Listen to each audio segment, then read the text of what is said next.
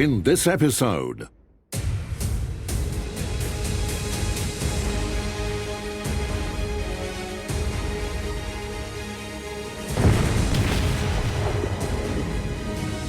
Battleship North Carolina, the showboat of naval warfare.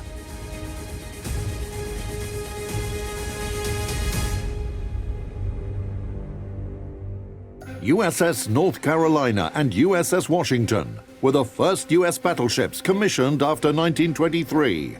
First, the Washington Naval Treaty and then the London Naval Treaty hampered the construction of new battleships in the United States for almost 15 years. By 1937, the engineers of the U.S. Navy had defined the main specifications of a modern American battleship.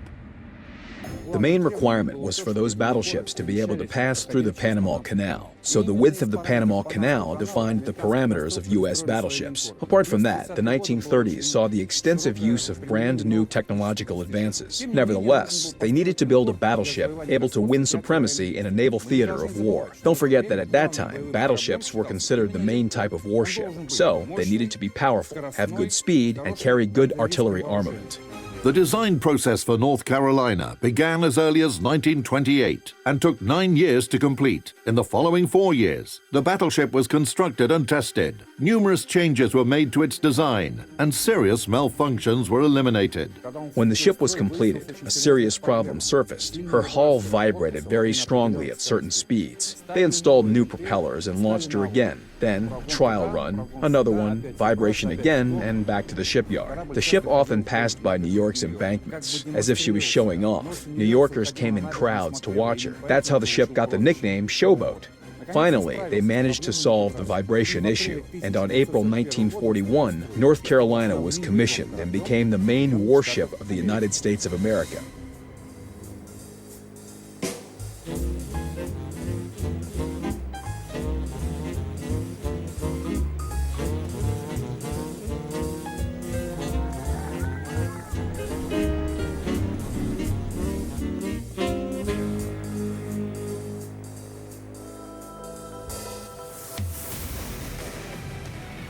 Main specifications of Battleship North Carolina.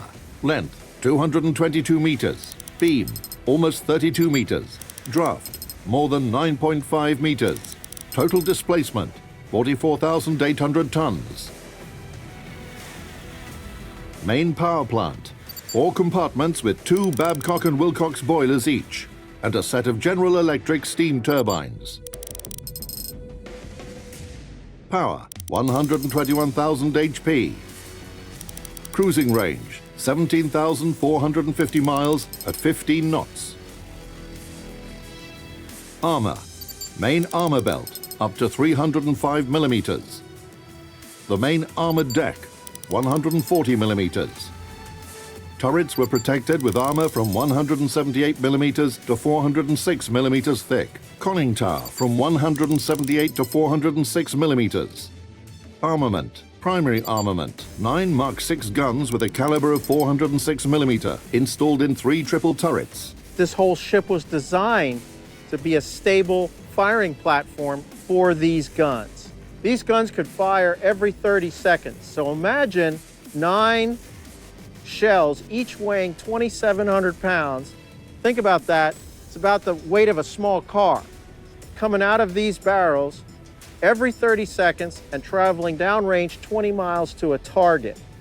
Designed to go against another battleship and penetrate that battleship's armor and then explode inside. Dual-purpose artillery, 10 coaxial Mark 12 mounts, caliber 127 millimeter, 10 times 2. And they could fire against surface targets, that is shore bombardment, enemy ships, and the most important role they had for the North Carolina was in the anti-aircraft role. Battleship North Carolina was credited with shooting down 24 airplanes.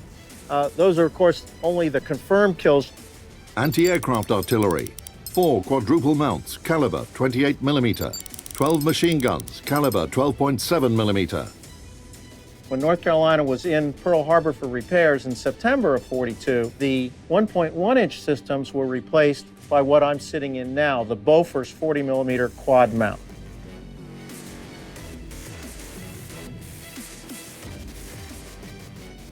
.50 caliber machine guns were replaced by Oerlikon 20 millimeter cannon. Air Group, 3 Vought OS-2U Kingfisher aircraft. The battleships in World War II would carry these planes for a number of missions. One of them would be to search out the enemy, also to observe the fall of shot from the artillery, from the naval gunfire, and to adjust fire as necessary to hit the target. They would also, of course, search for submarines, and should they find one, they could attack it. But they also played a big role in World War II on the battleship North Carolina as rescuers of downed pilots. Initially, North Carolina was designed to be armed with 14-inch guns. The decision to increase the caliber was made at the last moment. Intelligence reports said that Japan was building some super battleships. Moreover, it turned out that 3 turrets with 16-inch guns would fit perfectly instead of the 14-inch turrets presupposed by the initial design. As a result, this decision became a real breakthrough for U.S. shipbuilding. 47 men inside the gunhouse of that turret. It's kind of hard to believe because it's small. Now, this turret goes all the way down to the keel of the ship. That armored cylinder that the turret sits on is called a barbette. In the whole gun mount, there'd be 177 men.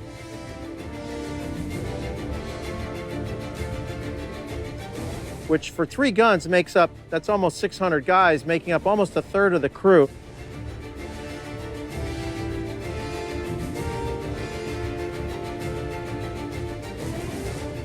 The battleship was also fitted with 2 radars, which controlled the primary armament's fire. This main battery director, being one of the highest points in the ship, highest man points of the ship, was subject to all the pitching and rolling of the ship. So in weather prediction at the time, hurricanes could not be predicted ahead of time. So this ship found itself in hurricanes, and there are accounts of water from the breaching or rolling of the ship reaching as high as the platform at the O10 level, 1 level below us. And those men who were lookouts were subject to quite severe weather conditions.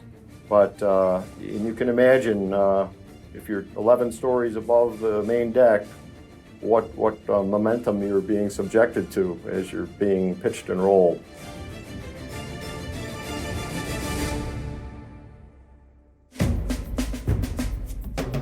The information from this center was sent to the artillery calculator and the automatic firing device, an analog computing device, a predecessor of modern-day computers. The purpose of these computers was to put a projectile, which could weigh up to 2,500 pounds, 25 miles away. It's a dumb projectile, so it has to know where it's going when it leaves the ship. And these computers calculate in approximately 26 different variables. Anything from barrel wear, wind speed, Coriolis effect. Our ship might be moving in one direction, the target ship in another direction. So the computer is tracking where the future target will be. The computer took 7 men to operate each computer. There would be up to 72 men in these rooms. The rooms are air conditioned for the equipment, not for the men. And we're told it would be up to 90 degrees and 90% humidity in these rooms. So it was very difficult conditions. But these were the battle stations for all those men. By April 1944, North Carolina was equipped with radio location systems, including radars for discovering air and surface targets. Welcome to the USS North Carolina Combat Information Center. Its primary function during an engagement would have been to keep track of all air and surface contacts around the battleship during the war. There was 2 search radars located in this compartment for that purpose. Back behind you was the main air search radar. It was called the SK-2. It could track aircraft, depending on the weather, about 110 miles. And we have the SG surface search radar located up forward here, which could see a large warship such as a battleship or an aircraft carrier at about 25 to 30 miles.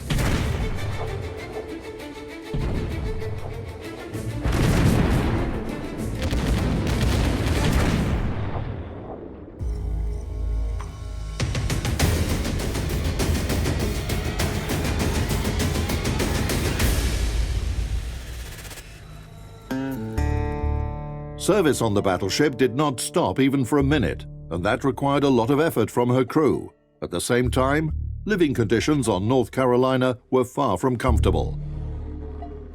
At the height of the war in the Pacific, there were as many as 2,300 men aboard this ship. So you might be saying, well, where did they all sleep? Well, they slept in berthing apartments like this one that we're in now.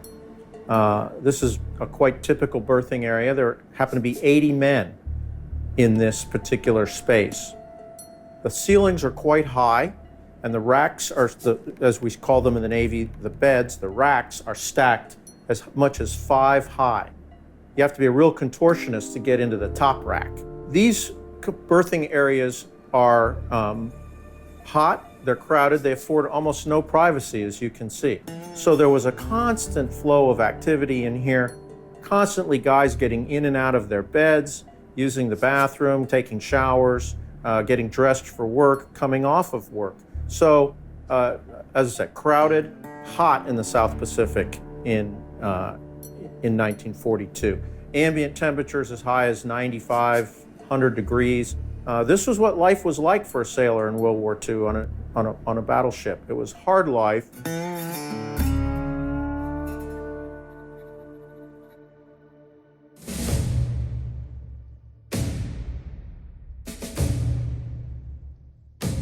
On September the 3rd, 1941, the battleship left for her shakedown cruise to the Caribbean Sea.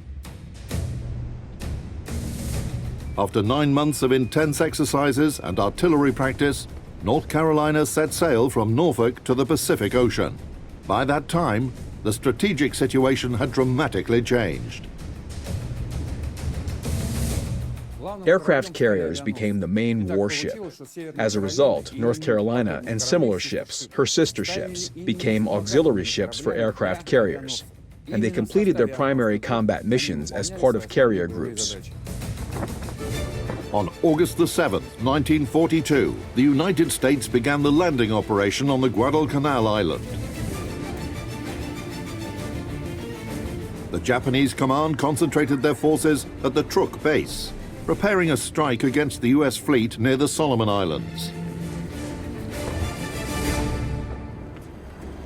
On August 24, the Japanese launched about 80 planes at the U.S. ships. North Carolina was escorting USS Enterprise. The ships formed a circle around the aircraft carrier with a diameter of about 2 miles. It was the first battle for North Carolina. At 17:12, her dual-purpose guns opened fire on the Japanese bombers attacking Enterprise. The fire was so powerful that a dense umbrella of exploding shells covered Enterprise, and the Japanese aircraft had to turn away. Then the ship was attacked by torpedo bombers from different directions. Repelling the enemy aircraft, North Carolina unleashed such a massive barrage from her dual-purpose guns, anti-aircraft cannons and machine guns that it astounded her allies as well. Admiral Kincaid from Enterprise asked the battleship's captain, "Are you afire?" They decided that the battleship was ablaze from enemy hits for 7 minutes of the battle, which eyewitnesses called nothing less than 7 minutes of hell. North Carolina shot down from 7 to 14 aircraft.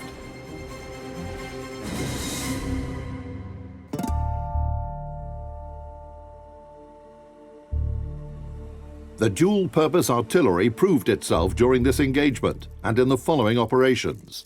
And they had a round called the AAC, or the Anti-Aircraft Common Round. It was a round specifically designed to do damage to aircraft. We also had a secret weapon in World War II. We had a proximity fuse on some of our anti-aircraft rounds. They had a teeny little radar system inside the nose cone of the shell, which would detect proximity to an enemy aircraft and detonate without actually having to hit the aircraft. And these were very, very effective. Of course, it was top secret. Even the sailors loading and shooting the guns didn't know that they were shooting. It was a well-kept secret until after the war.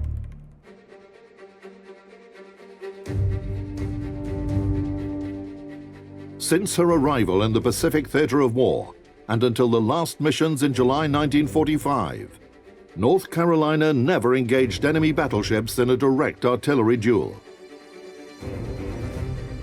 However, the battleship's artillery was used in all major operations of World War II in that region. Now, North Carolina in her history never got a chance to go up against an enemy battleship. But she did fire almost 2,500 rounds against shore targets as part of an amphibious assault. She was part of 9 shore bombardments against the Japanese-held islands, including mainland Japan.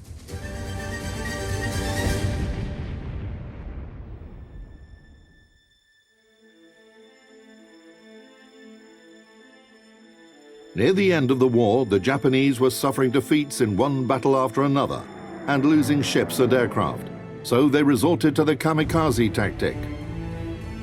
We're standing on the signal bridge of the battleship North Carolina, and it was on this very spot in 1945 that one of the most tragic events of World War II in the history of this battleship took place. And on that day, 6 April 1945, North Carolina was steaming in company with a U.S. destroyer off its port quarter. So North Carolina was vigorously trying to defend itself from this kamikaze attack, as was the U.S. destroyer. The kamikaze passed over the top of North Carolina and crashed into the sea on our starboard side. The U.S. destroyer was tracking that kamikaze, and unfortunately it did not cease fire soon enough. So one of its last rounds, a 5-inch shell, actually impacted this 5-inch director. Now there were 15 men inside that director. 3 of them were killed instantly. The other men in there were severely injured, as were others standing around the deck. It was a very tragic example of friendly fire.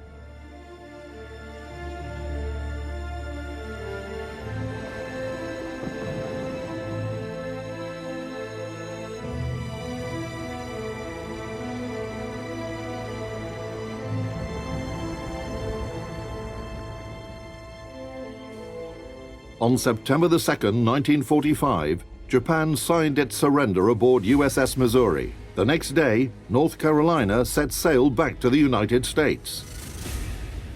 On June 27, 1947, the battleship was officially inactivated and put into reserve in the state of New Jersey. The ship accomplished her task.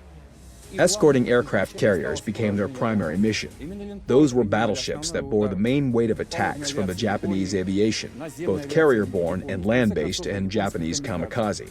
Thanks to battleships, aircraft carriers could complete their primary mission, which was to deliver strikes on the enemy. So this was their purpose, to escort and defend carrier task forces. North Carolina remained in reserve for 13 years. Then her name was stricken from the Naval Register. After that, she was purchased by her namesake state for $250,000 US. 2 seagoing tugs helped the battleship navigate to the city of Wilmington, North Carolina, where on April 29, 1962, she was opened as a war memorial.